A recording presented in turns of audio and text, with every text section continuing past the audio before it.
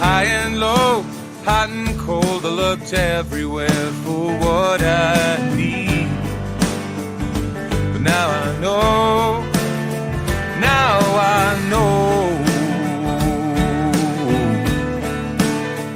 I'm going back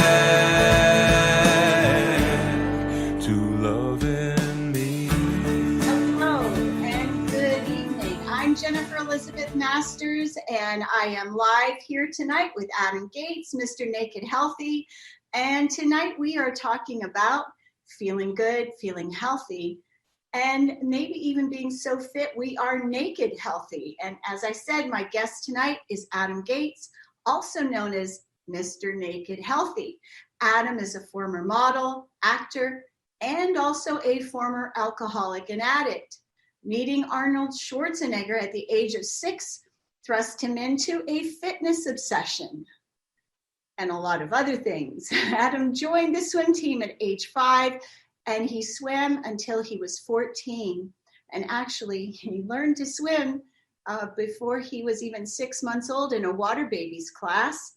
Track, cross country, seamlessly transitioned Adam all 4 years of high school. He ranked in state meets in both swimming, track, and cross country.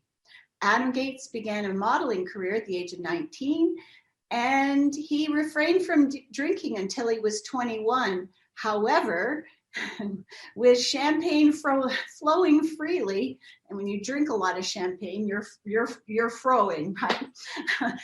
With models in the VIP rooms and a lifestyle that led to an alcohol addiction. And friends applied heavy encouragement, as social situations can do. And Adam slowly included heavy drinking in his social activities. And pretty soon he was drinking every single night at home. At the age of 28, while at the peak of his break into Hollywood, a combination of black mold inhalation and his alcohol addiction put him on death's door. With a lowered immune system, he was primed for a losing battle with any serious illness. Within 6 months, he lost 30 pounds, his ego, and his sense of self. And with doctors and specialists at a loss of how to treat black mold or heal him, he decided to take his health into his own hands. He moved to Boulder for the drier climate and became a hermit, living on the computer. Well, he didn't live on the computer, but he was researching everywhere he could about the files are in the computer. The files are in the computer. And healing naturally, he began to implement, that's a Zoolander line. He began to implement everything he could, running tests on himself, and slowly through his obsession, he found his formula to not only regain his health, but completely turn his life around. And Adam is now a successful small business owner with a landscape company. He's in his 4th year as well as the creator of Naked Healthy. And the information Adam learned while in his health cave for that 9-month period has been his reason for living, that brings him joy from being in service to others, leading others to lead a healthier and happier life, turning their health around. And now in its 7th year, Naked Healthy is the platform where Adam shares what he's learned about maintaining a healthy and fit lifestyle. What Adam never realized was how many people were as lost as he was when it came to what to eat, what to drink, how much alcohol is okay, is sugar okay, how much should I exercise, how much should I sleep, is too much sleep bad? Being a model for 20 years was exhausting, and he completely understood how everyone else felt. Tired, a little chubby, and mostly confused. He has now, he's not chubby now, he has now dedicated his life to helping others within his reach become healthier so that they can be happier and treat themselves better as well. And Adam has now been sober for 4 years and healthier at the age of 39 than he was at 25. Welcome, Adam. Thanks, Mom. Oh, I didn't mention that, but Adam is also my eldest son. And if you couldn't tell by the resemblance of the haircut. And so we have put together a fairly interesting and comprehensive show for you to talk about how can you regain your health. And you know, I'm a little older than Adam, and one of the things that Adam has helped me do is reduce sugar and some other things. So what was it that you determined was the leading cause of your illness as far as health was concerned? Sugar. Yeah. Sugar. Yeah. Now, sugar being in processed sugar, okay. I would say. Okay. Sugar is the short answer. The very long answer of that is, and we're going to get into this, but sugar isn't everything. So unless you know how to avoid the landmines at the grocery store, like a professional, you're going to end up buying stuff that you don't think that there's sugar in. Well, let's talk about that. Milk, for example. Milk. I remember when we had a conversation with both my mom and my dad when I told them on the phone, they add sugar to milk. And both my parents, I remember having conversations. My dad ran to the fridge. He's like, there's no way. I'm like, yeah, Dad, they add sugar to milk. It's in everything. That's okay. Packaged. So I remember shopping one day, and there were a couple of ladies from the UK in the bread aisle. And I was looking at tea. They were looking at bread, and they were saying, we're looking for bread. We're reading all the ingredients, and we're looking for a loaf of bread without sugar. And sugar is even in bread. It's in crackers. Why? Why is it in everything? Flavor. It tastes good. And again, we'll get a little bit deeper into this, but there's sugar added to products for a few different reasons. The main one is taste. The second one is these manufacturers know that sugar has a chemical response to your body. Your body's going to release dopamine. So when you get something that has sugar, even if you don't think it has sugar, you eat it and it releases that feel good blanket feeling, just that comfort food feeling without even recognizing why it's giving you that comfort food feeling. It's because the sugar is releasing dopamine in your body. Well, aren't there also receptors in the brain that connect to the sugar that kind of like the cannabinoid receptors? Is right. it something like Absolutely. That? Yeah, we have receptors that actually perfectly catch sugar. And sugar is as addicting as cocaine. Some people would argue that, but with this study in rats, that they give rats the option between sugar and cocaine, while they will go to the cocaine for a little bit, ultimately, when they have a decision for a more extended period of time, they choose the sugar. So, and the problem is it's everywhere. You go to Best Buy to buy headphones, you have to walk. Whoops. You have to zigzag around an aisle of sugar to pay for your headphones. It's like, why are there Skittles 4 feet tall, that to go buy something electronic? So there's sugar absolutely everywhere. So with sugar in foods, what does that make the human body want? More sugar. More. Yeah. Okay. Yeah. It's very, very strikingly similar to cocaine. It's from somebody who used to be a professional. You do a little bit, you're good for a little while, and then you come down. And then you do a little bit more, and you're good for a little while, and you come down. It's very, very similar with sugar. Okay. Not as much of a high, but just as addictive. Then the other part of sugar too is that when we eat enough of it, it affects the gut microbiome, and then the microbiome or the yeast actually we always have yeast in our body, but when we consume a lot of sugar, and every meal has sugar in it, for example, soda, right? Mm-hmm. And how many grams of sugar are in a soda? So to touch on the gut microbiome, so sugar, it does a lot of things to your microbiome. Quick version of that, you have 100 trillion microbiome in your digestive system, bacteria fighting for space, good bacteria, bad bacteria. The good ones make you feel good. The bad ones make you feel like shit, anxious, and make you crave more crap. So when you eat sugar, it's like a garden and flowers and weeds competing for space in that finite amount of space. And so when you consume sugar, it's going to grow more weeds that are going to send signals that are going to make you crave more sugar. So your microbiome gets way thrown off, so that when you wake up in the morning, you're in a severe 8-hour deficit. Hopefully you slept for 8 hours, but you're in a deficit of sugar. So you wake up in the morning, and so you're going to very much be likely to lean towards something that has sugar in it, whether it's, holy shit, I need my coffee with my sugar creamer, or I need my breakfast that has hidden sugar in it that I didn't know has hidden sugar in it. Like a muffin? Like a muffin. Oatmeal. There's organic oatmeal that I was buying for a little while, and I finally checked. I just assumed it was organic. It was fine. 13 grams of sugar and one organic packet of oatmeal, which is insanity. And a packet of sugar, I'm sorry, one of the little packets of sugar at your restaurant table, that's a gram. So that would be 13 packets. You go to a breakfast and get oatmeal, you put 13 packs of sugar in there, you're absolutely not. So they do that because they know it's going to taste good and you're going to eat it. So on top of that, sugar has Coke has 23 grams of sugar. Go on, an average can. We're talking about Coca-Cola as opposed to Coke, right? Yes, there's zero. There's the nice thing about Coke cane is it is zero sugar and 0 calories, so it has that going for it. Okay. It's been marketed improperly this whole time.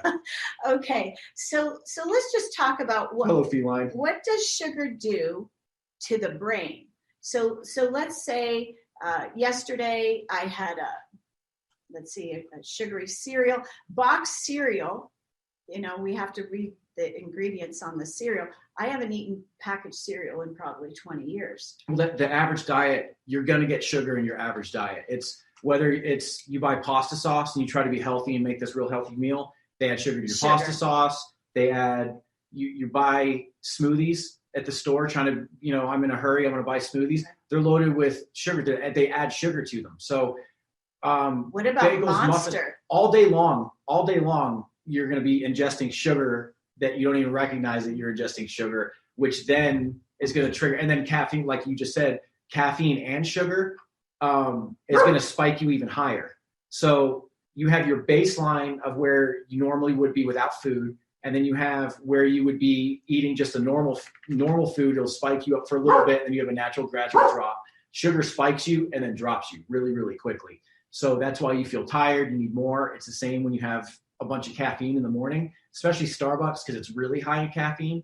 So when you have that, especially with the sugar, that's why you crash really, really hard from that stuff, because it's kind of like doing a big line of Coke. I'm sorry to keep comparing the two, but they're very similar. Well, let's talk about what other processed foods have sugar in them. Can you kind of name, like crackers do, bread, we said? Yeah, sure. So I will talk about things that you wouldn't think that there would be sugar in, because that's really what ticks me off. So for example, if you buy any pre-made smoothies, like I said, I already mentioned that, Odwalas, all that stuff, there's going to be sugar in those. The pre-made vegetable juices, like a suja, for example, most of those, if you look on the side, they add apple juice or they add something else. Even though it's not necessarily processed sugar, it's still sugar. So whether you drink soda or you drink orange juice or you drink water that you poured sugar into and you stir it and you drink it, your body responds to all of that the same.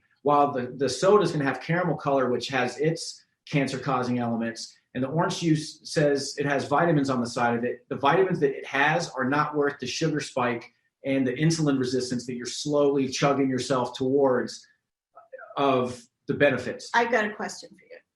So is it better to drink a glass of orange juice or to eat an orange? Which is better? That's a great question. So the difference between the two of those, the analogy that I like to make with your blood sugar is this. When you drink orange juice, it's like taking ice and throwing it into a hot mall parking lot pavement. How it just melts really, really, really quickly. That's how fast the sugar absorbs into your system when you drink it. When you have the fiber, it's like having the cooler and just opening the lid and letting the sun melt it. It's not going to melt right away because the fiber slows down the absorption of that sugar.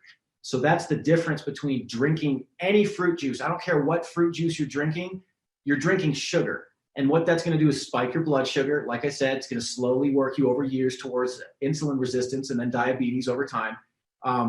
When your blood sugar is too high, the insulin marches in and puts the lid on your blood sugar and pushes it back down. Over time, that lid kind of, so to speak, metaphorically speaking, shrivels up and it doesn't have the ability to be able to push down that blood sugar anymore. And then eventually that leads to diabetes. So that's essentially all it is. Okay. So, but the short answer is the fiber slows the digestion of the sugar. All right. So fruit juice, then, if we want to avoid diabetes, should be off the table. 100%. I drink no fruit juice whatsoever. Yeah, I don't Zero. either. I None. haven't had fruit juice in it. I would drink pineapple juice if I was in Hawaii a couple times, or mango juice, but I treat fruit juice the same way I treat eggnog, if that tells you how much I drink juice. Okay. That's not an exaggeration. So if we're concerned about gaining weight and calories, then Which you should be. Then let's and of course, most of us are concerned about that. So because your health is directly linked to that. So let's talk about a breakfast. What would be a healthy breakfast for someone? No sugar, Mm-hmm. right? How's oatmeal then for breakfast? Amazing. That's actually there's a couple of different types of oatmeal. Right. So let me give you the quick answer by what I eat. So red mill, gluten-free oatmeal. I have found that even the organic oatmeal, it's very hard for me to find stuff that sort of digests 100% properly and doesn't have sugar added to it. That's why I like the red mill. But regardless, I do the gluten-free. I don't like any of the flavor ones. You can add honey or coconut sugar and cinnamon and berries and nuts and stir that all up, and it's delicious. But you don't have to add processed sugar to it for it to taste good. So my favorite breakfast is a couple eggs and oatmeal. And if I have time, like I said, I'll throw a couple berries in there, some walnuts, drizzle some honey on there, some cinnamon. If you like nutmeg, you can get in on that. You can some people like to put coconut milk in there, in their oatmeal stirred up. There's like 30 different types of nut milk now, so whatever you want. What about adding almonds or walnuts? Yeah. Yep. Do you know what cinnamon does to blood sugar? It helps regulate it. Okay, so someone with diabetes could regulate their blood sugar if they ate more cinnamon, yes? They would have more tools. It's like, yes, absolutely. The more regulation that you can get in your body, it's like fixing holes in a boat so that you don't sink as fast. Okay. So eliminating processed sugars help with that. You don't just have to give up all sweet things. I love cookies. I love sweets. Pie. Since I gave up the drugs and all the other fun stuff, alcohol and all that stuff, sugar is pretty much the last thing that I can do that's not, I smoke pot, but that doesn't count. So we're not advocating living a depraved life. Absolutely right? not. So no, we're not maniacs. I had pie She yesterday. had pie for it was breakfast, wasn't it? I think so. It was a special mountain trip, so it was an occasion. But it had nuts in it, in my defense. So the pie had nuts. And then I think drowning in cake. the pastries is one of the 4 food groups, right? So, it's okay to have a cheat day every once in a while, but if we're cheating at every meal, that's where the problems arise. Right. And also when you are eating, especially if you're health conscious and you're trying to lose weight, you don't necessarily even need to look at all the ingredients if you're starting out. Once you get good at this, I would say read the ingredients, but just starting out, sugar is one of the main things you need to look at. Because if you look at it and it's loaded with sugar per serving, it probably has a bunch of other shit in the ingredients. You look at it, it's going to have other chemicals that you don't recognize. You don't need to be eating that. So when these things, it's like spies drugging you all day long with sugar. You're like, why am I so tired? Can I get another coffee? Okay. Like I drink 3, 4, 5 coffees a day, but I'm doing okay. That's not normal. You shouldn't need that much caffeine. Okay, so this is bringing up something for me. There was a time where the American Medical Association, which I smile when I say it, they thought that coconut oil, avocados, and I'm trying to think of something else, were bad, very bad. And they went on this huge kick where everything went to low fat yogurt, low fat milk, low fat everything. And in lieu of the fat, because fat makes things just delicious, they added sugar. I love that you're bringing this up. Right? Mm-hmm. Well, it's what I do. Right. So in the 80s and 90s, so I'm 39. Anybody that's close to my age, Mom is almost 80. So anybody that's her age, you remember 30 years ago, pretty much everybody was mildly fit. Like if you look back at the 60s and 70s, everybody was pretty thin. They didn't have a muffin top. So around their dad bod didn't exist. The problem is what didn't exist? the dad bod. Oh. The Okay. acceptance of that. I think I have a cat here in my nose, so sorry, or a cat. So in the 80s and 90s, they pulled the fat out of all of the food, and the food tasted like shit. And so they said, we got to do something with this. They replaced it with sugar. So that's the difference in the food from back in the day compared to now. And then on top of that, there's just been a massive explosion in the processed food industry. When I was a kid, there was one kind of Oreo, maybe 2 or 3 on the holidays. You have like a double stuff. There's 50 kinds of Oreos now when I walk through the store. It's like walking through a candy rainbow. It's crazy. So my point is that the food market has completely changed. But the thing that has not changed as much are fruit and vegetables and that. Granted, yes, I understand that there's the fertilizers and things like that have changed. But my point is the chemicals and all the crap that's in the processed food is far more franken-screwed than the vegetables and fruit that we could be eating. That's far more similar than it has been for thousands of years. Okay, so processed foods, and Adam and I don't eat processed foods, and that's how we stay healthy, right? And so we don't eat. If I do buy crackers, the only kind of crackers I buy are the nut crackers. They're the only kind of crackers I buy. But as far as breads and that sort of thing, what's the best kind of bread to get if somebody wants to make a sandwich? I mean, if we eliminate, we're still on sugar though. Yeah. Well, actually, I mean, we can move into that if you want to talk about the sort of the 5 and 5 real quick. Okay, so we're segue into that. I mean, we've already talked about the first one. There's one more thing I want to address about sugar. Not only does it could make us diabetic, but it's a lot more risky than fat for creating cancer, because sugar creates an acid environment in the body, and an acid environment is where disease lives. So, in today's environment, everyone's worried about their immune system. One of the fastest ways to take care of your immune system is to eliminate sugar. And you test this. Don't have sugar for the first half of the day and then eat like a honey bun or something like that that has a bunch of sugar in it. Tell me your nose doesn't start running in about 15 minutes. I will take a bite of something and sneeze after I've swallowed it within a minute or two if there's too much shit in it. Interesting. Mm-hmm. All right. So we're recommending that you avoid sugar and minimize the amount of sugar that you consume. Right. Within reason. It's slowly pulling things out of your diet consciously. Because if you're just bouncing around unconsciously, you're just a goldfish. So that's number 1, sugar. So we're talking about eliminating 5 things from your diet to live a healthier lifestyle. Right on. And introducing 5. Okay. So what's number 2? Gluten and flour. Let's talk about gluten. What is gluten? Gluten is a binding agent. Binding. Gluten. Essentially, it holds things together. It sounds like glue.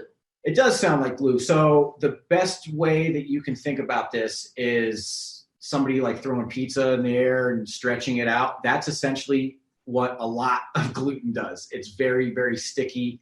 They add it to soy sauce to thicken it. They add it to gluten and soy sauce. See, they add it to all sorts of things that if you don't know, my dad has celiac disease. So every time I go to Connecticut, it's a shit show. Or it used to be a shit show until gluten-free products started coming out 6-7 years ago. But it's in a lot of different things. Is it also called something else? Is it gorgum or what is that?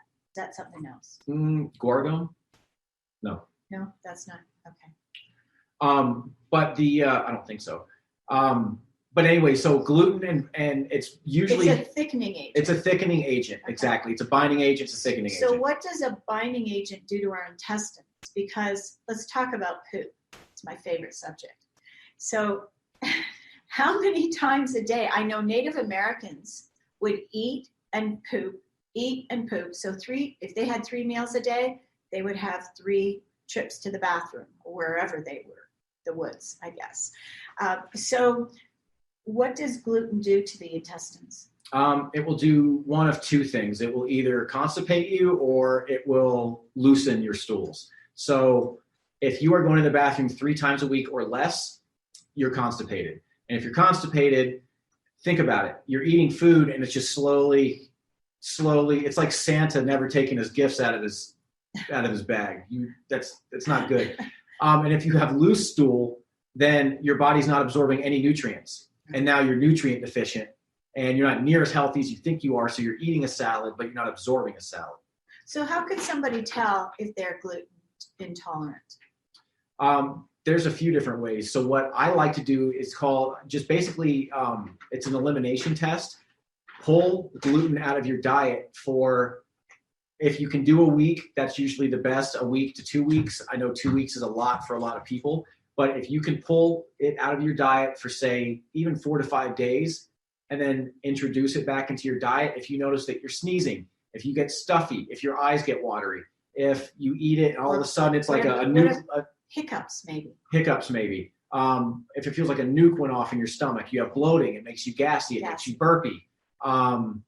It makes you full for a really, really long time. So picture it like this. Your intestines don't have teeth. So as much as you chew up your food, it goes into your stomach. Obviously, there's hydrochloric acid, and then it goes into your digestive system, where basically this is all you get. You get your digestive system that's called peristalsis. That's just undulating, that's trying to break the food down.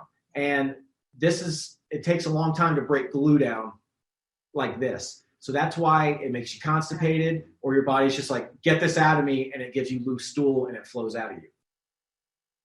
Okay. Gluten's in a lot of things, and you throw gluten and sugar together, which is in a lot of the products, then it's kind of a recipe for where our medical situation is at right now. Okay, so now... And I'm referring to the illnesses, not COVID.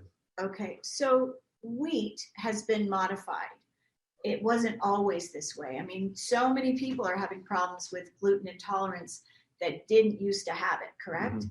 And I've had this discussion with people before where they said, no, wheat has not been genetically modified. Well, I grew up in Canada where wheat used to grow 3 feet high, maybe 3.5 feet high. Yeah, sometimes 4. Yeah, and 4 feet. Now it's 2 feet in fat. Yeah.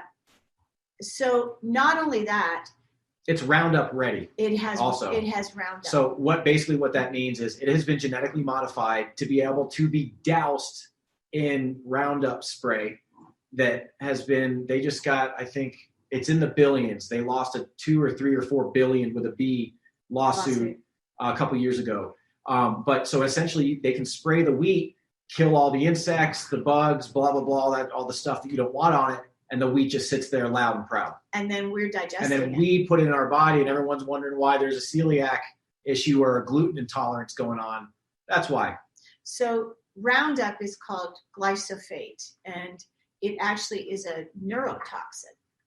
And it does a lot. Causes cancer too, tumors and a lot of other things. So it's one of the few things worse for you than alcohol. Okay, we don't want to strip everything, so we muffins and bread, and what can people eat that doesn't have gluten? They can get gluten-free what? Cocaine. No, we're not talking about cocaine.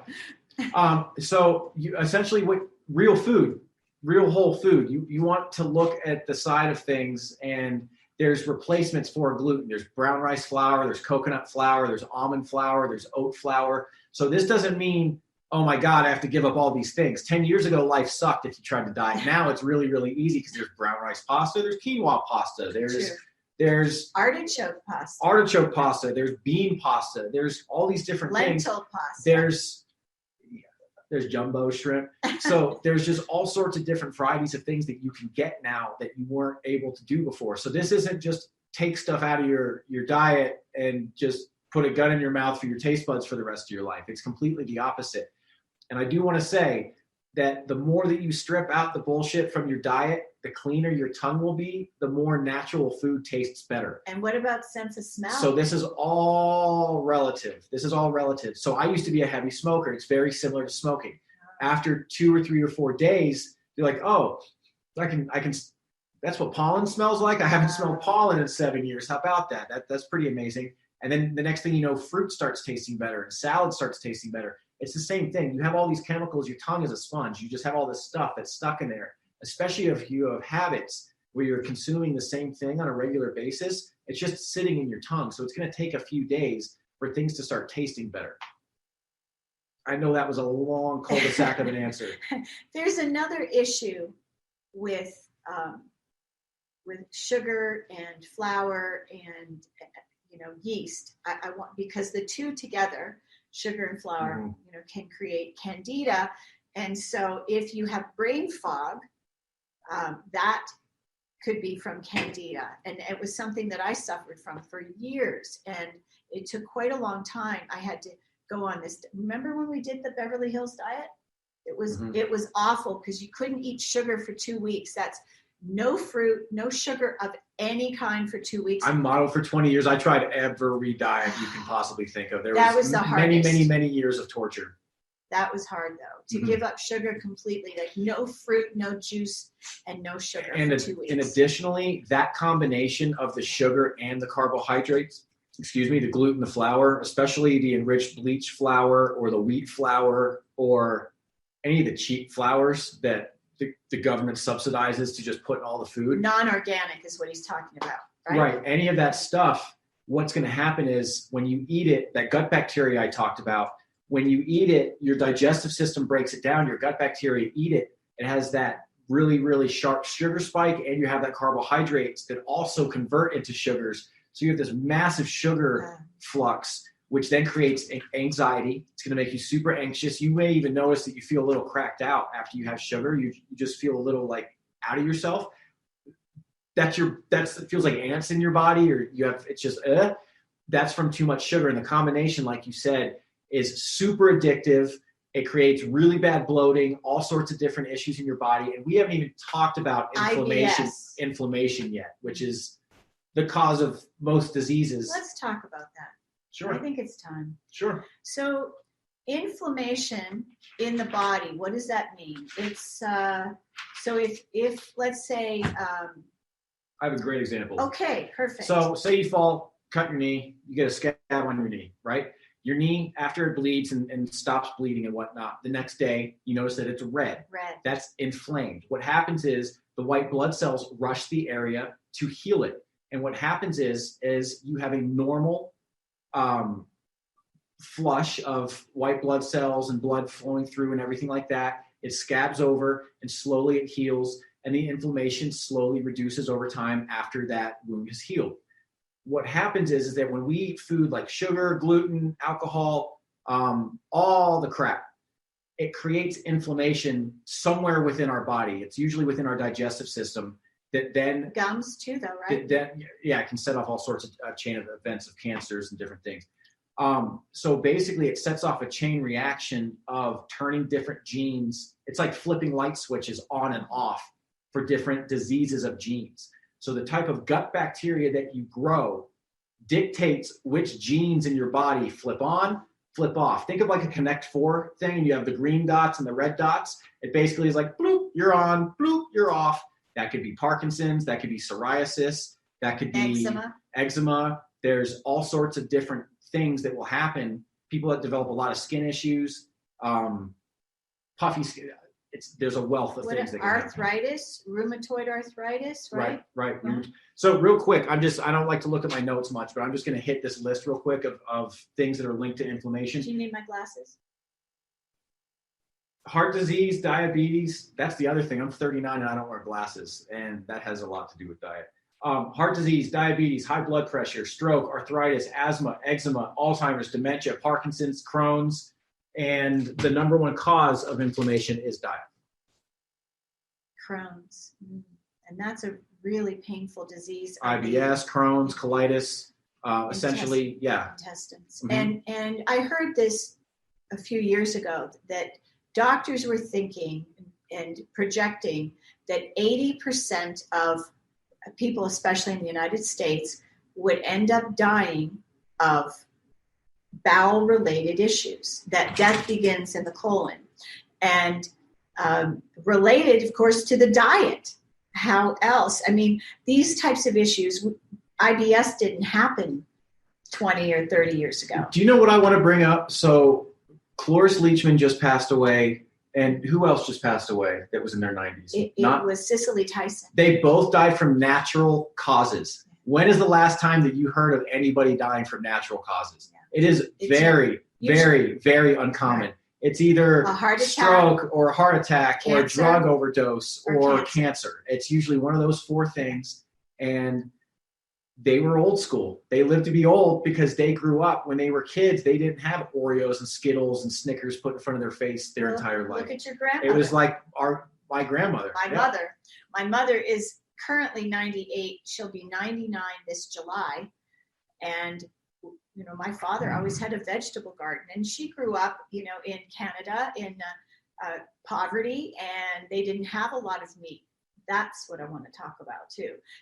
So they never ate a lot of meat. To this day, she eats a little tiny bit of meat. She doesn't eat a 15-ounce steak, or never did.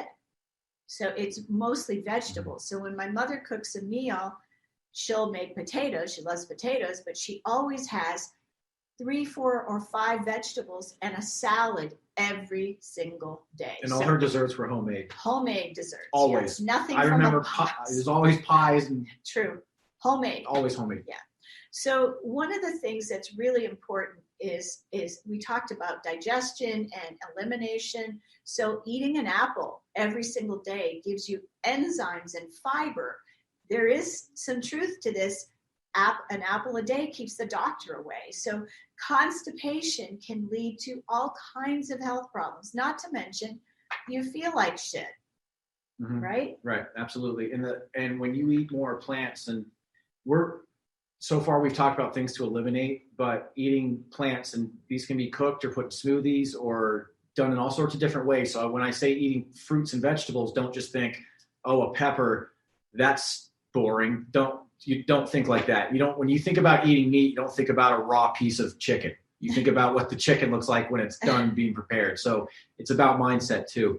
I got lost on a tangent on that just a little bit. That's okay. So we're talking about eliminating. Oh, the fiber. I'm so sorry. Thank you. I appreciate that. Yeah. So what happens is when you have too much gluten, too much flour, and not enough fiber, which you get from stuff that grows from the sun, that's not processed, so vegetables. What happens is the fiber actually works its way into your stool and helps it sort of slide through your digestive system easier. Otherwise, if you eat a lot of flour, like I said, you get bloated. You're basically just trying to break it down. It takes a long time. You get constipated. If you have to when you sit down and use the bathroom, if you have to work at it, it's uncomfortable. Or you can get hemorrhoids. It should just be a natural process. You shouldn't really have to work at it. So that is what fiber does. If you don't have enough fiber in your body, you're going to have dehydrated poop, and it's just going to be really hard. So literally. How can people get more fiber? So oatmeal, right? Mm-hmm. Peas instead of corn, right? Because that has protein. Are we getting to that later? Are we talking about fiber later? We can talk about fiber now if you want. Okay. So as an older woman, and I'm slightly older than him, but one of the things that I've noticed is that getting rid of a tummy was challenging the older I got. And as I've eliminated bread, I eat it very rarely and that sort of thing, but I'm eating more fiber because I want my tummy flat. Right. So the more that we can go to the bathroom easily, like 3 times a day. We have 5 to 20 pounds of poop most of us sitting in our bodies at all times. Some people have more than that if it's several days, right? And so well, over a lifetime. Okay. Well, John Wayne and Elvis Presley. That's not true. It's not true? Okay. All right. So if you want to lose weight, one of the ways that you can lose weight more easily is to eat more things that have fiber so that the food goes in, it gets digested, and it goes out. Think about We'll use a garbage disposal. I was going to say the toilet. We'll use a garbage disposal because it's less gross. Picture putting a bunch of stuff in your garbage disposal and it goes down into the drain. And imagine if it just sat there and we didn't have a sewer system that worked that came and flushed everything out. Over time, stuff would just pile up and pile up and pile up. And then eventually there would be less and less and less room for the water to flow through. And then you're going to have a blockage. So that's exactly what happens in your body over time, eating all the crap and eating stuff that creates yeast and gluten and sugar and all this stuff that just builds up over time. We have all these little nooks and crannies and creases and crevices in your 28 feet of digestive system that you have. Stuff gets stuck. You have got to flush it out. You wonder why you don't look as good as you want in a bikini and you can't suck your tummy in. You can't suck your tummy in because there's poop in you and you need to flush it out. Okay. So toxins. Yeah. If you have too much. There's toxins. If it doesn't move out quickly enough, you're going to have toxins in your body. Your face won't look good, your hair won't look good, your nails won't be healthy, and your breath will be bad. Mm-hmm. You know, when you wake up after a hangover, that's the best example. Your skin looks puffy, you have dark circles. Basically, you're dehydrated, your face is inflamed, and the combination of the two make it look like your eyeballs are sunk into your face like a skeleton. That's what sugar does. That's what too much crappy flour and wheat and gluten and all that stuff, that's what that does. All right, so we're talking about eliminating sugar, cutting back on sugar, and gluten and flour, and then what's the next thing that people process? It was processed foods and drinks. So we've got 5. We're on number 3 right now. Yeah, we're on number 3. Yeah, processed foods and drinks, which honestly is pretty easy. We'll just fold that on top of the other things that we've talked about because we've covered we've been talking about processed foods. So just to be real quick about this. Technically, most stuff is processed. I was talking to Mom about this earlier. Technically, a rotisserie chicken is processed because somebody else cooked it. Somebody else did something to it. It's technically been processed. It didn't just magically appear cooked. So when I say processed food, what I mean is food that is meant to sit on a shelf for an extended period of time that has had sugar added for flavor and sodium added for shelf life. And what that does, those two things are the combination that make you want to eat more, but you never feel full because there's no nutrients in it. So you eat more and more and more and it tastes good and you're getting this dopamine response and you just turn into this conveyor belt where you're just shoving stuff into your mouth and you're like, holy shit, where'd that bag go? It's a little bit of dopamine. So processed foods could be donuts and... Think about the middle of your grocery store. That's a super easy fix. Okay. Most frozen foods are shit. Most chips are shit. Most cookies... packaged products. Yeah, stuff that's packaged. Most stuff is crap. Most of it. And 85%, if not 90% now, I think 90%, but it used to be 80%, I'm sure it's gone up, of products in the grocery store have sugar added to them. I just thought of something.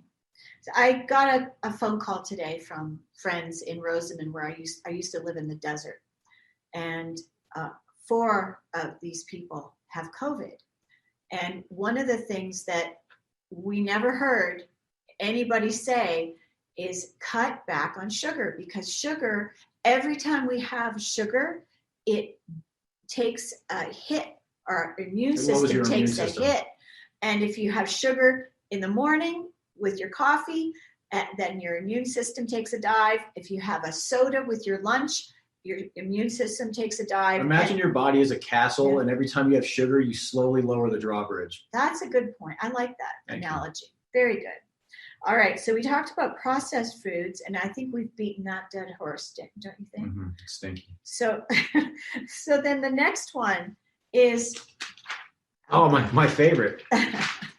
Alcohol. Happy New Year, everybody. Mazel tov. Okay, so... wine, champagne, beer, what else? Cavassier. Okay. So alcohol, what does it do? Of course, it contains sugar. It's liquid courage. That's what it does. It makes me awesome. It will release or diminish our inhibitions so we can have the courage, right? Technically, yeah, what it does is it it impairs your frontal lobes, and your hippocampus is in the frontal lobe of your brain. Your hippocampus is linked to memory, long-term decision-making, goals, that sort of thing. So when you have it, that's why you're more apt to sleep with somebody that you normally wouldn't, or talk to someone who you normally wouldn't, or have a conversation that you normally wouldn't, or eat food that you normally wouldn't, because that long-term goals that said, I've worked out 4 days this week, I'm only going to have 2 drinks, and you have 3, and it starts shutting that off, and you're like, fuck it, I'm going to do whatever I want. That's why. Okay. All right. So what does alcohol do besides put weight on? And it does that too, and it has sugar in it.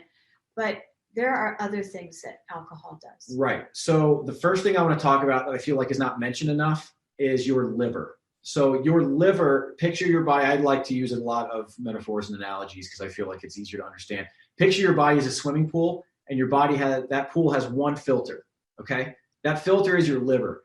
So your liver is going to, now granted, when you eat food, it goes through different parts of your system, but your liver is the main part of your body that is going to filter alcohol. It's going to filter drugs, medications, all the shit and the chemicals and the processed food.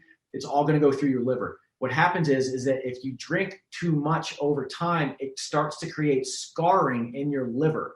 If that continues over time, that's cirrhosis of the liver. It's like the difference between touching pork meat and petting shark skin.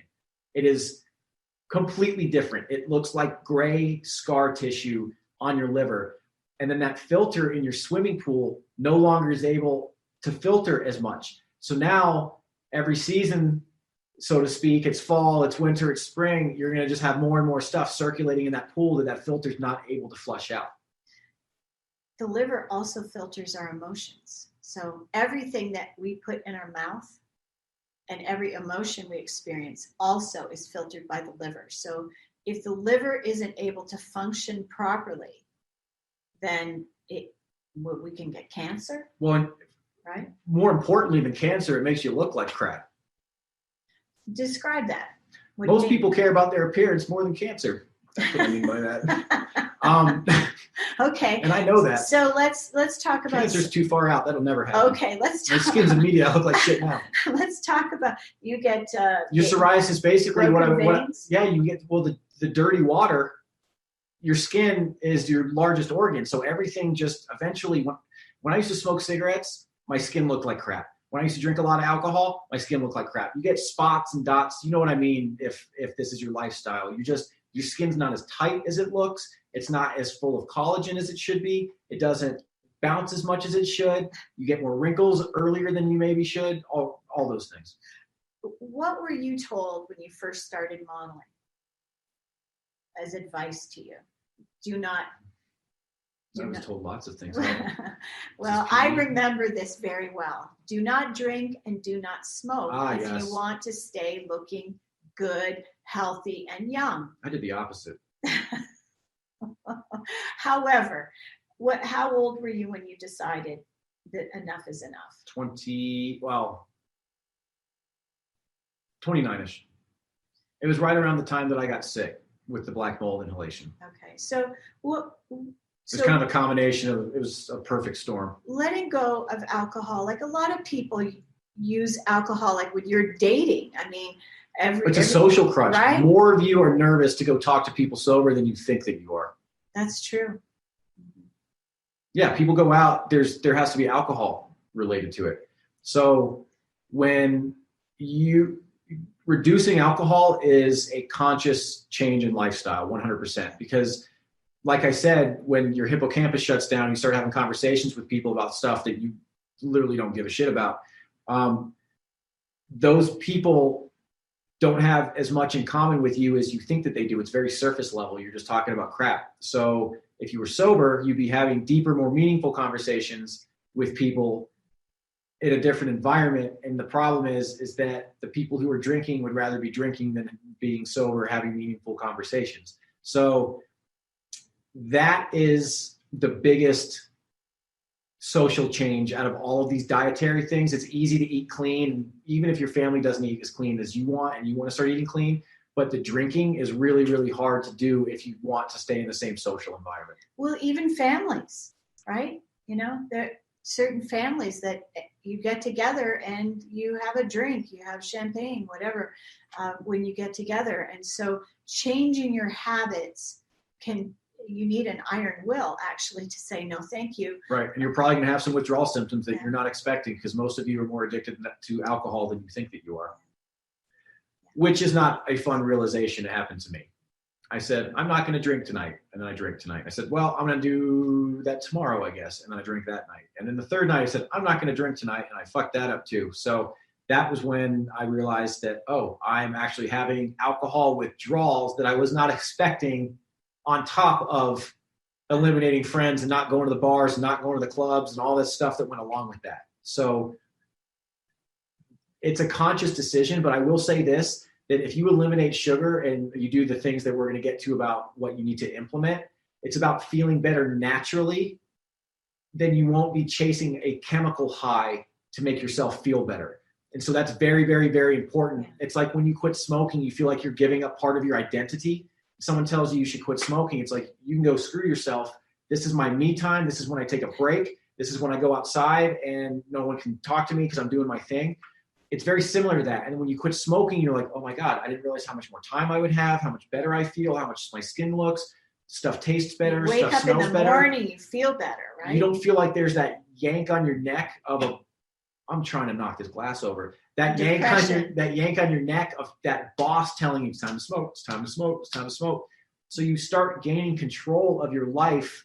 It's like the wagon is barreling down a hill, in the 1800s, and you just don't have control of it.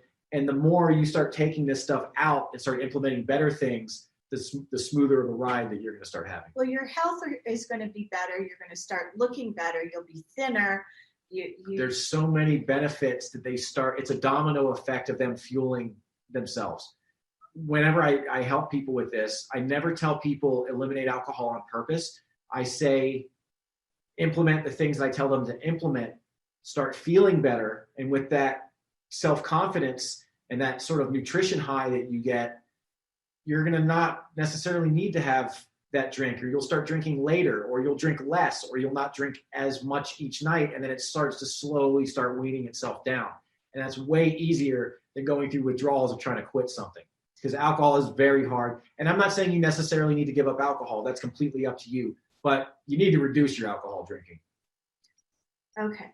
So then there's one more thing that we want to give up. And what is that? Defeated. Yeah, it's not give up. Well, I guess it would be give up, but it's a defeated mindset. We're going to change it. Right. So how can we change our mindset? It's not a food. I know most people would probably expect the fifth thing to be a food, but think differently, right? Right. So again, I'm going to resort to my notes. I just want to flip through a couple things that I wrote down here that I hear a lot from clients, or that probably is something that one of you have at least experienced.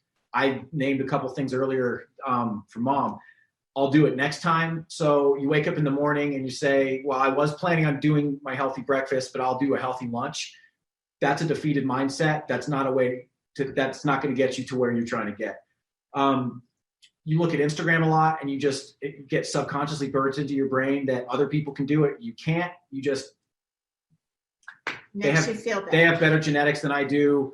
My mom was unhealthy. My dad was unhealthy, whatever. I can't cook. I've tried before and it didn't work the last couple times. So why would it work this time? I don't know how to exercise. The gym is closed or it's not close to my work. I'm embarrassed to go to the gym, whether you're too skinny, you're too heavy, you don't know how to exercise, whatever that hesitation of you walking through the door to a gym, I don't have the motivation. I don't want to eat like a rabbit. A lot of people think that to be healthy, you just have to eat rabbit food. That is bullshit. My partner isn't on board.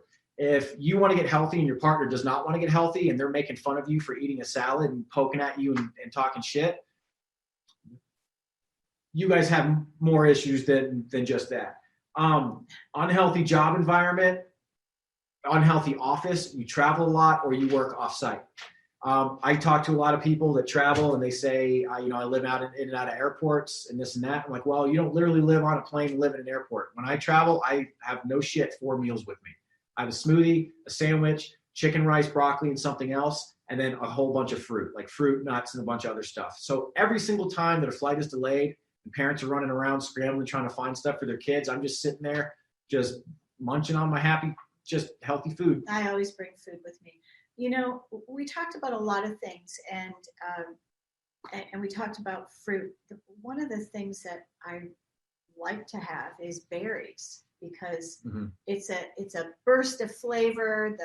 It feels good in your system. You feel better. They're crazy high in antioxidants, So that would be strawberries, raspberries, blueberries, blackberries, right? Right. Real quick, I'm going to try to make this as fast as I can. So antioxidants repair free radicals in your body. It's essentially like a car with 3 tires on it, barreling down the highway, lopsided. The antioxidants help repair that lopsided tire and give it a tire so that the free radicals, so that everything's balanced. And because of that, it has all sorts of health benefits. So your skin's going to get better, your mood's going to get better, your bowel movements are going to get better. But those dark berries are really, really, really good for you. I literally have berries every single day. Every day. Every day, they're just part of my daily diet. They're low in sugar. The glycemic index is very low. So even people with diabetes can have berries. Right. Absolutely. Okay. So we talked about all the things we want to cut out now. What do we want to bring in for a healthy lifestyle? So there's the 5 things, and I'll just tell you the 5 right now. I'm not going to keep you guessing, and we'll just tell you what they are, and then we'll go through them and the reason why. So lemon water first thing in the morning, a healthy breakfast, obviously in the morning, a smoothie that you would make in the morning, your lunch that you also make in the morning, and then exercise.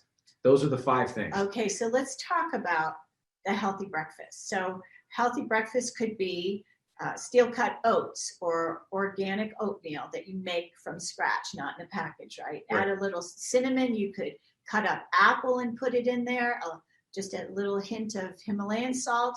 If you need something to sweeten your oatmeal, there are a couple of healthy ways to sweeten your oatmeal, which let's talk about those. So the first one, and the one that I use, is maple syrup. I'm Canadian. I love maple syrup. So I just put a little bit of that on the top of my oatmeal, but not every day. I have gotten to the point where I stopped sweetening things so much because I've cut the sugar out. What else could you use to sweeten?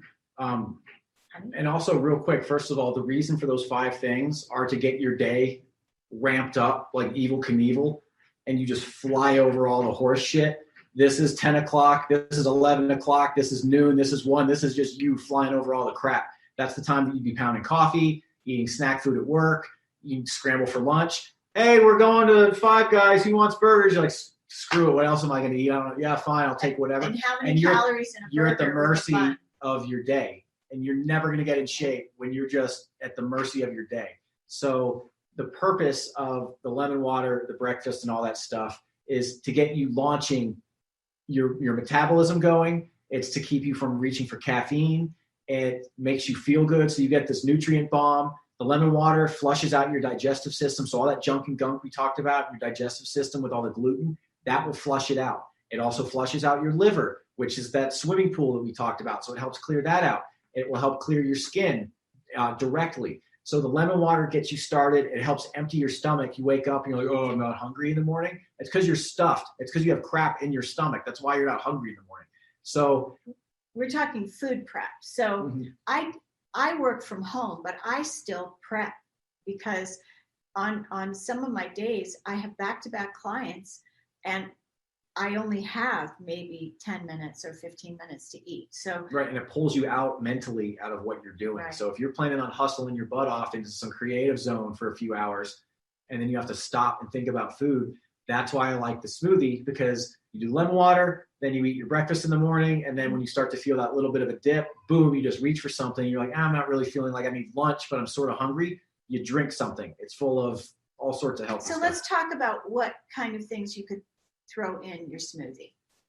So what I usually like to do is I like to do 50-50 fruit to vegetables, but if it's somebody that's just starting out, then then I will do I'll say like 60% fruit and 40% vegetables. but I will usually throw in some berries, maybe a quarter cup of oatmeal, some spinach, a little bit of broccoli. Half an avocado? You could do half an avocado. So I will throw the fat in there. Will either be an organic almond butter, organic peanut butter, or a little bit of avocado. And then I will do coconut milk. What about coconut oil? Do you ever put a dollop of coconut oil in? Nope. No? No? Okay. Nope. You could, but I eat so much coconut oil throughout the day and all the food that I don't need anymore. Let's Plus, talk I rub it on about my skin. coconut oil, though. Coconut oil was used by pig farmers. This is how they discovered that it helps us lose weight. They were feeding it to the pigs, and the pigs were getting thinner. So coconut oil, because why is it? Something to do with it's not glycemic It's index. a medium chain triglyceride. A medium chain triglyceride. And so you could put coconut oil in your coffee. That will help you also, right? Yeah, so basically coconut oil, it's just really, really good for your body. Most fats that are found in our dietary availability are not good for you. Canola oils, vegetable oils, soy oil, corn oil. It's freaking horrible for you. I use to cook with avocado oil or coconut oil. If you can't like. What do you think of olive oil? Olive oil is good, but I usually don't cook with it. Why? They say it's toxic once it's cooked. Gets to a certain temperature, right? I'm not a doctor nor a scientist. Is that true? I don't know. The Mediterranean diet, they cook with olive oil, and they seem to be living for a pretty damn long time. They use a lot of olive oil, though, just drizzled on top of food. And they put in their orange juice. So olive oil can help clean out that liver. The reason that, by the way, that they said coconut oil is bad for you, for those of you might be saying, well, I heard that this was bad. The reason they said that is because we can't grow coconut or palm trees here to grow the coconut oil to be produced. So we have to outsource it. And they don't like that. They would rather grow our stuff that we can grow here and sell it to the Americans versus import it from some other place. So that's why all that hoopla came out about how it's not as good for you. That's a good point. It is horse shit. It is very, very, very good for you. There's a benefit to eating coconut too. I remember hearing that story about somebody who escaped Alcatraz, and the way he did it was by eating coconut. That was the only food that he consumed. Okay, so we talked about lemon water, we talked about a healthy breakfast and a smoothie, and we talked about the ingredients for the smoothie. Now, what's a good lunch? A good lunch is, and we didn't really talk I guess we did talk about breakfast, didn't we? Well, oatmeal, eggs. Poached eggs, I guess. Right. There's a few different things that you can do. It just depends on where you are in your sort of dietary journey. You could even have a shake for breakfast if you wanted to. A lot of people like to do that. You're like, well, I'm just not hungry. I'm not hungry. If you want to start and you want to maybe skip the breakfast and just make the smoothie, take that to work, and then around 9:30, 10 o'clock, and you're like, oh, now I'm hungry, then you can sip on your smoothie and then work your way to lunch. So I do just want to touch on that real quick. As far as lunch goes, I usually rotate some type of healthy carbohydrate, a little bit of meat, and vegetables to make it as simple as possible. All right. So how do you feel about white rice versus brown rice? I actually eat it. Okay. But brown rice has what? More protein and? It has more nutrients in it. It has a higher fiber too, right. content, I believe. Right. Mm-hmm. Okay. Yep. Okay. There's a time and a place. I eat white rice because I eat it. I have a very fast digestive system. And if I'm going to go work out, or I'm on the landscaping job site, I want a fast digesting carbohydrate, and white rice is very quick to digest. Brown rice is slower to digest. So I want to eat food that's just going to crank away in my digestive system, and then I can go do whatever physical thing that I need to go do because I'm like Tigger. Okay. So lunch could be soup, right? We could make a soup. Yeah. Okay. Yep. Soup is great. Chicken broth, bone broth, it's really, really, really good for you. There's collagen in it. It helps with your skin. It helps with your bones, as long as there's vegetables in it. But that chicken, rice, and veggies combo that I said, that could be quinoa. That could be sweet potatoes. That could be, there's all sorts of different healthy carbohydrates, but you want to stay away from stuff like white pasta, mac and cheese, that sort of stuff. You want to try to lean towards the healthier carbs. The things we call comfort foods are called comfort foods for a reason. Mashed potatoes versus, like I like to make my potatoes. I'll dice up potatoes, throw them in a pan, pink Himalayan salt, coconut oil, saute them. I've got healthy French fries, and they are very satiating. You could throw a little cayenne pepper on there. I throw red pepper flakes on them sometimes, Yeah. and some other stuff. Okay. So then the last thing is exercise. Right. And absolutely. You had said something about squats being really good for boosting hormones for men and women, correct? Right. Okay, let's talk about that. So first off, the reason that exercise is good for you is there's about 100 different reasons that we could go into. It's going to make your circulation better. It's going to make your skin look better. It's going to extend your life. It's going to take creaks and pops and things out of your body. It's going to make it easier to walk upstairs. It's going to do all sorts of things. It's going to build confidence more importantly than anything. Strengthens bone. Did you talk about that already? Absolutely. Okay. Strengthens your bones, your tendons. When I said to Mom, I've been really pushing Mom to start lifting weights again. She used to, but I want her to do it again because I said, with you being 81 next year, if you take a fall and you break a hip, that's not good. No, but in all seriousness, I think it's somewhere in the percent of 70% of people pass away within 5 years of breaking a hip. So the older that you get, if your bones are brittle, what do you expect? I mean, you want to be able to be as dense as you can naturally, and exercise and resistance training. It could be all sorts of things. It could be walking. It's all relative. So walking to start. Then you could do some light jogging. I think everybody should be doing resistance training, whether that's with workout bands or weights or going to the gym, preferably, and using machines and free weights and things like that. Mow your grass. Mow your own grass with a walk behind mower. My mother... Challenge your neighbor to a duel. My mother was mowing her own grass into her 80s. And she's, she never broke her hip. She didn't break anything. No, she's still overly opinionated. But the resistance training is good for strengthening bones. It's also good for just all sorts of things. It speeds up your metabolism. Okay. The more lean body mass that you have, so if you build muscle, the more muscle that you have, the more that increases your metabolism, the more calories you burn. So just sitting at your desk, the more muscle you have, the more fat you'll burn doing nothing.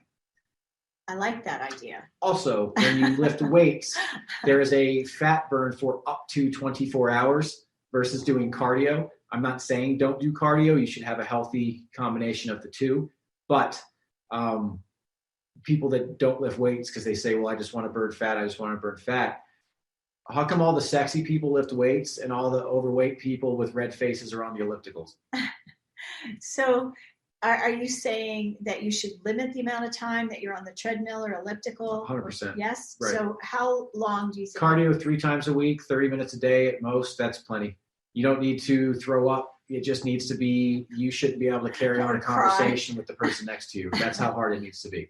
You're not training for the Olympics. You don't need to stress your central nervous system and be out there doing craziness. So 30 minutes, keep your heart rate around 140, 150, somewhere around there. Pretty much you're good to go. You do not want to do cardio before you lift weights. It will zap your energy up. If you're going to do cardio after a weight training session, you could maybe lift weights for 45 minutes to an hour and then do cardio for, say, 20 minutes. And then you've just killed 2 birds with 1 stone, and then you will feel amazing for the rest of the day. So let's go over that again. So you said do not do cardio before lifting weights. Correct. Okay, because you won't have enough energy. You could do a warm-up for a couple minutes, but I would prefer your warm-up be more targeted to the exercising that you're about to do.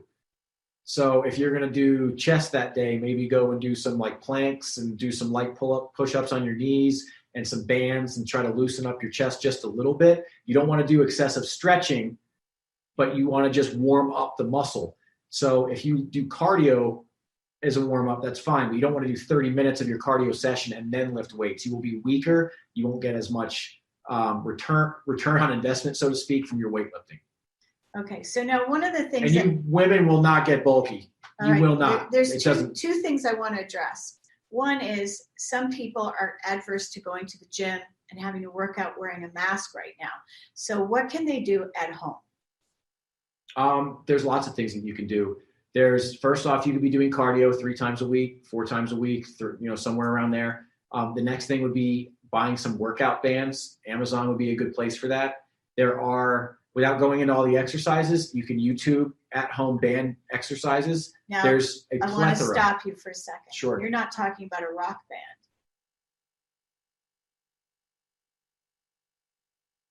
No. So you're not suggesting that they go get Bon Jovi or... You could. Oh. If you wanted to. You might lose weight. He looks pretty good. Okay, so... Yeah, so there's workout bands that you can get on Amazon that are great. If you can pick up some dumbbells at your Facebook Marketplace, you don't need a whole home gym to do things. There are a ton of home workouts that you can do with very, very minimal equipment or an investment of $50 or less. You don't need a bunch of stuff. It's about, I like to do full body workouts. That's my favorite thing because I just feel good head to toe. So you just want to get your body moving for 30, 45 minutes to an hour, somewhere around there for your resistance training. Okay, so there's a couple of things that I would like to add. One is play music, because when you're playing music and working out, it cranks you up and gives you a lot more energy. You're going to have a much better workout when you have music that charges you up. Exactly. Inspires you. The other thing is that I do the 5 Tibetan rites, and it is 5 different exercises. I have a YouTube video. There are lots of other people that have 5 Tibetan rites. You can also do yoga. Yoga is great for stretching and breathing. And there is a certain element of resistance training in yoga. Yes? Absolutely. Yes. Absolutely. So it will strengthen a lot. And the breathing. Basically. It's very important. Yoga focuses on breath and presence and feeling into your body so that you're present. And that's the other thing I want to mention is going to the gym so you're not having an accident. Be focused. Instead of looking around at what everybody else is doing, it's an inner journey. That's a fantastic point. Right. When you go to the gym, the more you look around, this is the best way to put it. Imagine that your energy is like a snow globe, right? And when you walk around, everybody you look at, you're like throwing a little bit of water out of your snow globe towards them. If you're just looking at everybody, checking everybody out, before you know it, your energy is so scattered all over that gym, you're not within yourself to be able to focus and get what you need done. You're going to feel less of yourself. You're going to compare yourself to other people. There are going to be a lot of people who are in better shape than you. I'm the healthiest person I know. That's why I don't go to the gym. The gym that I go to, haven't you heard my list? That was one of my defeated mindsets, Mom.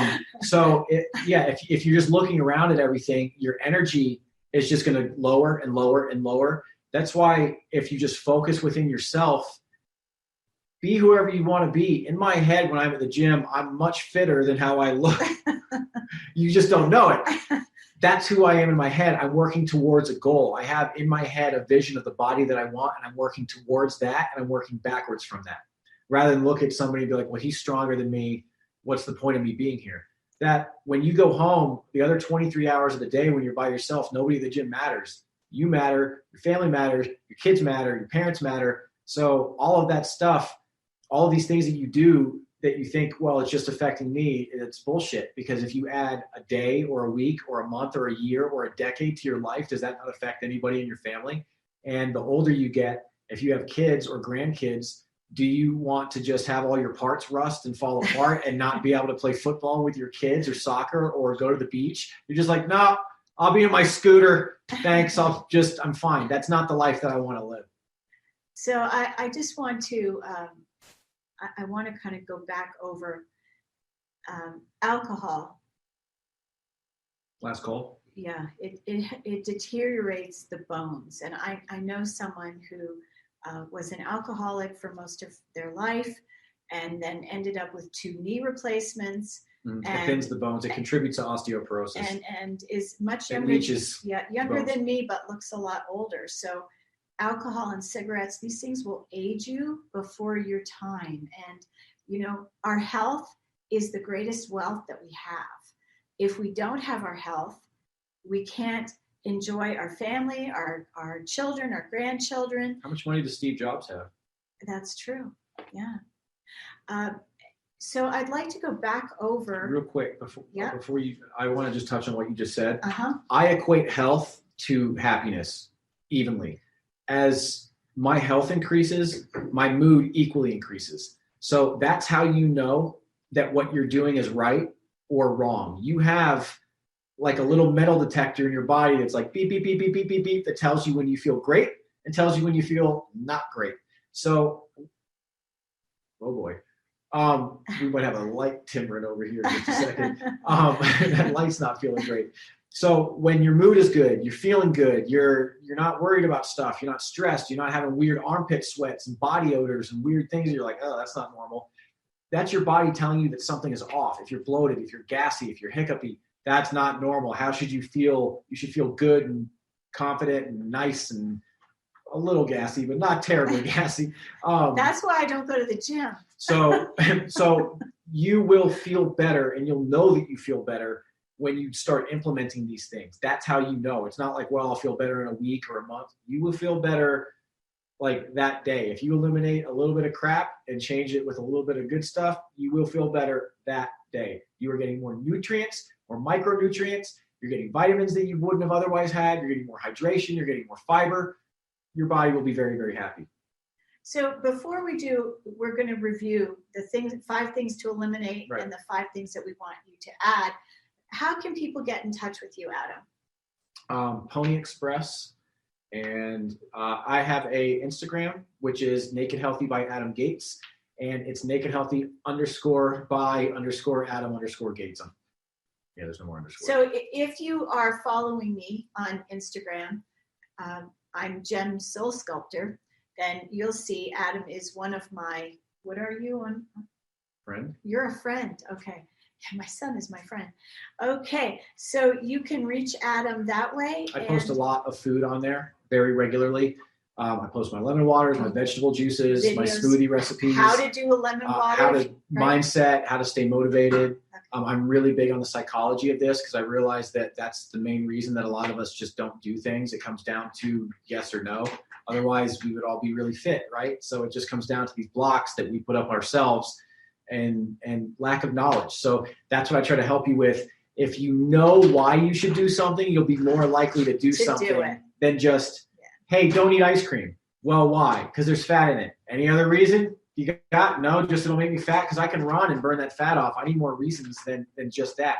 But if you tell me that the dairy has over 60 different types of hormones in it, and it's going to cause yeast within my body and it increases the mucus production within my body, and then the sugar is going to make me fall asleep fast, but then interrupt my REM sleep. If you tell me all these things, now I have ammunition as to why I don't want to eat ice cream rather than just to taste good. It's not going to completely take the cravings away, but it freaking helps.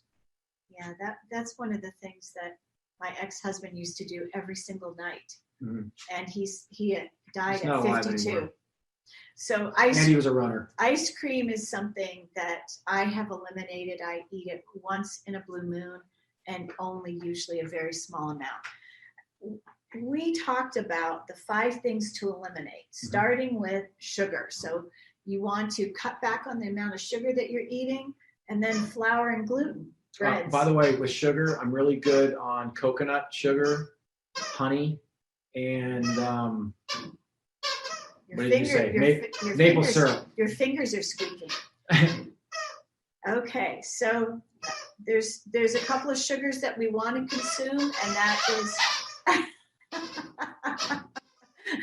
time is up. I'm gonna go fix it. We can do coconut sugar, maple syrup, and now I know that a lot of people use agave, and that don't do one, that. The agave is not good. It's basically just syrup. It is not good. Maple syrup actually has 24 different kinds of antioxidants in it. It is higher in sugar than the coconut sugar. or the honey. Oh my goodness. It is higher in sugar than those two, but still it's far better than any of the artificial sweeteners or regular sugar or any of that other stuff. Honey is really good for you. We can go into that in another video. So we want to eliminate sugar, flour, and gluten, processed foods, alcohol, and that defeated mindset. So we're going to give you a couple of things to use instead of the defeated mindset. So you might want to write these down. Number 1, I can do it. I'm stronger than that. I can be successful. I'm looking better and better every day. Chime in, Em. Just baby step. I didn't want to interrupt. Just baby step into it. It's if you're going to start trying to be healthy and you have this vision of what your body's supposed to look like, that's probably a year away, but it doesn't mean that what you look like right now, that in a week you're not going to feel completely better that you've lost 4 or 5 pounds, because in a week or 2 weeks or 3 weeks, that time is going to go by anyways, and you could be making significant improvements to your life. So you didn't get to this point in a week. You're not going to get out of this in a week, but it's about slowly implementing changes so that you feel better and your quality of life is better. I know everybody doesn't care about abs, but I care about you feeling better so that you treat yourself better and then you treat other people better, and it becomes just this self-perpetuating engine of, I don't feel as crappy. I have an idea too. If alcohol is a challenge to give up, maybe Monday through Thursday you don't drink at all, and then only have alcohol, say Friday, Saturday, and limit the amount that you have to start. Mm-hmm. What do you think? There's all sorts of different ways that you can wean. My issue was I wanted to drink all the time, and so honestly what I did, because I had an alcohol dependency, is I started weaning out the crappy stuff. So I used to drink drinks with mixed drinks, just think cranberry and gin tonic and all that stuff. I knew I wanted to stop drinking, but I wanted the alcohol, so I just started doing shots of vodka. And I know that sounds ridiculous, but it was not enjoyable. It would get me the desired effect. It would take like that I need to drink away. And I didn't like really look forward to it like, oh, I'm going to have one of my nice refreshing gin and tonics. It was less enjoyable. Same thing when I quit smoking cigarettes. I bought brands of cigarettes that I did not like, so that it took away that dopamine response. It lowered it a little bit so that it's not as heavy on my back. Great idea. Okay, so again, it's eliminate sugar, flour, gluten, processed food, and processed drinks, attitude. Alcohol, and the crappy attitude. Which we all have. You just got to like... We rise more above, right? Onward and upward. And then we want to do differently. Lemon water, right? Mm-hmm. Healthy, start your morning off. Healthy breakfast, fire. Oatmeal, eggs, and then maybe a smoothie with veggies and maybe some berries. Definitely some berries. A healthy lunch. I do a salad every single day. I do a salad every day. It helps with a lot of things, of course. And if you find things that you like that you can start making every day, that you have to like, that's why I like eggs and oatmeal. I don't have to think about it. I wake up, lemon water, don't have to think about it. Breakfast, don't have to think about it. Smoothie, don't have to think about it, because I do the same sort of things. And then I start getting a little bit creative further on in my day, so that when I wake up, I just make my bed, and I just go about my day, and I start doing it becomes habit without having to think about it. Because if this is exhausting, you're not going to want to do it. Well, one of the things that Adam has, and he does this on his videos, is an oatmeal pancake, which is amazing without any sugar at all. And they're gluten-free. So that is something, look him up. And then we want to do exercise on a regular basis. So that, at the end of my show, I always do a bullshit segment. What is bullshit? The bullshit is, don't turn your health over to someone else. Be responsible for your own health. Take this life that you have and boost your immune system by exercising and eating better, and you'll end up looking younger, feeling better. So the thing that's bullshit is that you can't do it, because I know you can. There's an article actually that just came out that was entitled Warren Buffett's #1 investment. And it was basically, what's the one investment that you should make in your life? And I had a feeling I knew what the answer was before I opened it, and it was invest in yourself. Wow. Which makes the most sense to me, because if you don't invest in yourself, who else is going to want to invest in you? You're not going to be the best version of yourself that you could be. So implementing small little things, you don't have to implement all of this at the same time. That's probably not likely. We all have emotional triggers Baby and things steps. like that. Take baby Absolutely, steps. baby steps. And just invest in yourself, because if you end up in the medical system, there's a good likelihood that they're just going to run tests on you and just spin the wheel and see what happens. So you are worth it. And, both Adam and I had health issues that led us to live a healthier I have lifestyle. 3 doctors that had no difference between their head and their ass. I'm not saying that's all doctors, but that was the 3 that I dealt with. And none of them knew what was wrong with me. And I realized that I had to heal myself. And that's why I'm the way that I am now. Yeah. So, and the same with me. I had fibromyalgia and Epstein-Barr and depression, and I healed it all by loving myself. So you are worth it. You deserve to be healthy and fit. And hope that you will check out Adam's blog and check him out on Instagram. Naked Healthy. What are you again? Mm-hmm. Adam Gates. Is it Naked Healthy? By Adam Gates. By Adam Gates. I'm the only naked healthy on there. So. Well, thank you so much for being here. I'm Jennifer Elizabeth Masters. I send you lots of love. Mwah! Thank you. Have a great night. I'm going back.